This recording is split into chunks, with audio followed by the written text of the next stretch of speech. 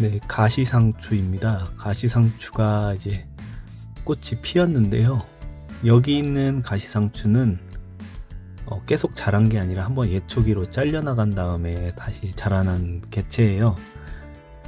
봄에 보여드리긴 했는데 제가 왜 다시 보여드리냐면 신기한 게 그냥 봤을 때는 잎도 별로 크지도 않고요. 약간 사대풀과 비슷하면서 사대풀은 조금 더 길고 결각도 있고 좀 부드러운데 형태도 약간 잎은 사대풀하고 비슷한데 꽃은 가시상추고요. 사대풀의 잎보다 좀 작은 형태 같이 생겼습니다. 그리고 뒤에 가시가 없어가지고 제가 이게 가시상추가 아닌 줄 알았습니다. 그런데 어떻게 확인을 하다 보니까 줄기 쪽에 가시가 있더라고요. 보시다시피 잎맥 뒤에 가시상추 특유의 가시가 없습니다. 그냥 잎 가장자리에만 약간 뾰족한 가시들이 조금 있지요. 근데 꽃은 가시상추의 꽃이었고요. 그래서 이게 사대풀인지 가시상추인지 그리고 중간중간에 있는 이런 둥글게 말려있는 잎들도 있어가지고 처음 보는 종인가 싶어서 진짜 열심히 들여다봤던 것 같습니다. 근데 이제 나중에 제가 이제 청산배우 유튜버님께 문의를 드렸는데 그분께서 줄기에 가시를 찾아주셨어요. 그래서 가시상추로 판명이 됐고요. 이런 같은 식물이더라도 이렇게 변화가 많다는 것들, 유액이 나오죠. 가시상추 특유의 유액입니다. 그런 변화가 있다는 걸 배웠던 식물인 것 같습니다.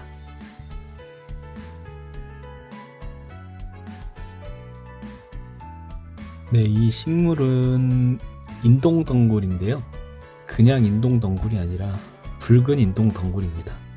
원래 인동덩굴은 생양명이 금은화라고 해서 꽃이 하얀색이었다가 노란색으로 변하면서 두 가지 꽃들이 같이 있기 때문에 그냥 금은화라고 부르는데요.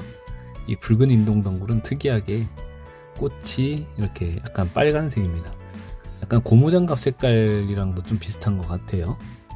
이게 꽃망울이 터지기 전인데요. 터진 것보다 터지기 전이 더 예쁜 것 같아요. 약간 조금 특이한 형태. 원래는 꽃이 6, 7월에 핀다고 되어 있는데 지금 한여름인데도 피어 있는 걸 보면 신기한 것 같습니다. 근데 다른 인동덩굴도 지금 꽃이 피어 있는 게 있더라고요. 이 식물은 관상수로 많이 심는 송악이라는 식물입니다. 아이비랑 좀 비슷하죠? 이름도 아이비가 들어가네요. 이 식물은 사진으로만 보여드리는데 오갈피입니다. 잎이 5장 나는 오갈피죠. 오갈피가 꽃이 지고 열매가 맺히는 모습을 보여드리려고 사진을 찍었습니다. 오갈피였습니다. 광나무입니다. 잎에서 광이 나서 광나무고요. 여정실, 열매는 여정실이라고 불러서 약용을 하는 광나무입니다. 뒷면도 보시고요. 측백나무, 서양 측백나무입니다. 편백하고 측백하고도 약간 다르죠? 잎맥을 한번 봐주세요. 토풀입니다. 토풀이 꽃이 피어서 여러분들께 보여드리려고 촬영을 했습니다. 토풀은 왜 토풀이냐면 지금 잎을 보여드리는데 잎이 진짜 톱같이 생겼습니다. 톱날처럼 생겨서 토풀이라고 하는데요. 토풀도 산토풀이 있고요. 서양 토풀이 있는데 서양 토풀은 야로우라는 그 허브로 사용을 하는데요. 몽골 쪽에서는 전사의 풀이라고 해서 그 상처가 난 데 바르거나 하는데 쓴다고 해요. 이런 토풀도 약성은 비슷한 것 같은데요. 건이제나 구풍, 진경, 소염제로 사용을 한다고 합니다. 약초로 유명한 토풀. 서양 토풀은 야로우라고 부르고요. 토풀의 꽃과 전초의 모습을 보여드렸습니다. 감국의 모습입니다. 산국이 따로 있고 감국이 따로 있죠. 감국은 약간 더 잎이 뾰족합니다.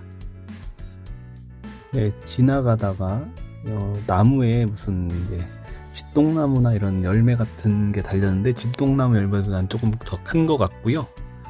약간 긴 타원형의 그 열매가 달려서 봤더니 이팝나무였습니다. 이팝나무는 물풀의 나무목이죠.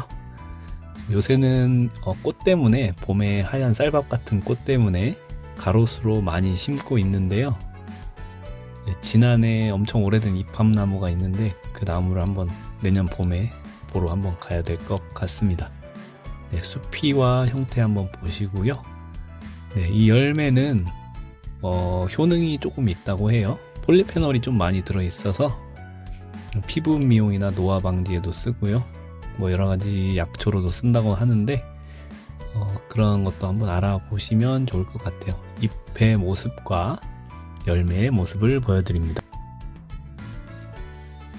네, 가다가 아주 자그마한 꽃들이 있어서 한번 촬영을 해봤는데요.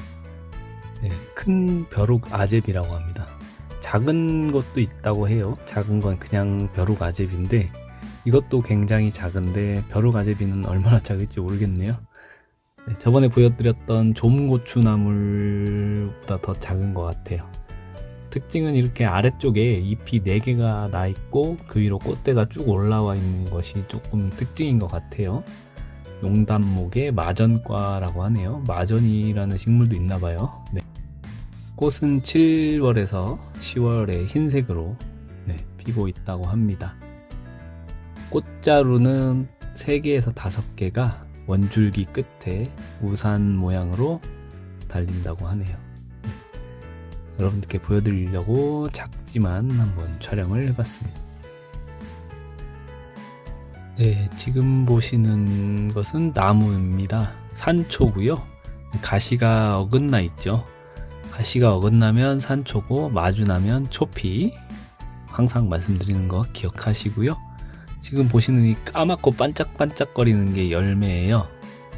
네, 이 열매가 너무 지나가다가 반짝반짝거리면서 예뻐서 여러분들께 한번 보여드리려고 촬영을 했습니다. 네, 초피는 가까이만 가도 엄청난 향이 나는데 산초는 그렇게까지 향이 센 것 같진 않네요. 네, 등골나물들이 이제 종류가 몇 가지가 있는데요. 이 녀석은 이제 저도 문의를 좀 해봤는데 벌등골나물인 것 같습니다. 일반 등골나물은 잎이 마주나기를 하는데 그 잎 겨드랑이 사이에서 작은 잎이 나질 않거든요. 그런데 이제 벌등골나물 같은 경우에는 밑에 보시면 마주나는 잎 사이에 작은 잎들이 이렇게 나오고 있습니다. 잎이 보이시죠? 일반 등골나물은 겨드랑이에서 작은 잎이 나오지 않고 또 골등골나물은 겨드랑이에서 나오는 잎들이 그 중간에 있는 잎하고 크기가 거의 비슷할 정도로 크게 나옵니다. 그리고 향등골나물은 잎이 결각이 좀 불규칙적인 게 특징이라고 하네요. 좀 구분의 실익은 없는데 한번 신기해서 여러분들께 보여드리려고 촬영을 했습니다. 네, 삼박하 저번에 보여드렸죠? 네, 이제 산에서 이제 삼박하가 제철인 것 같아요. 이런 삼박하가 굉장히 많이 보여가지고 꽃대를 쭉 올라가면서 층층이 꽃이 피고 있는 삼박하입니다. 네, 잎은 마주나고 있고요. 잎의 형태를 보시면 파리풀과도 비슷하지만 잎의 잎자루에 날개가 약간 있고 잎자루가 약간 긴 편입니다. 잎 모양만 가지고는 조금 구분하기는 어려운데요. 꽃을 보시면 조금 쉽게 구분하실 수가 있습니다. 방아풀은 이제 암술이라고 해야 되나, 수술이 좀 바깥으로 나와 있는데 삼박하는 그 수술이 나와 있지 않습니다. 네, 시청해 주셔서 감사합니다.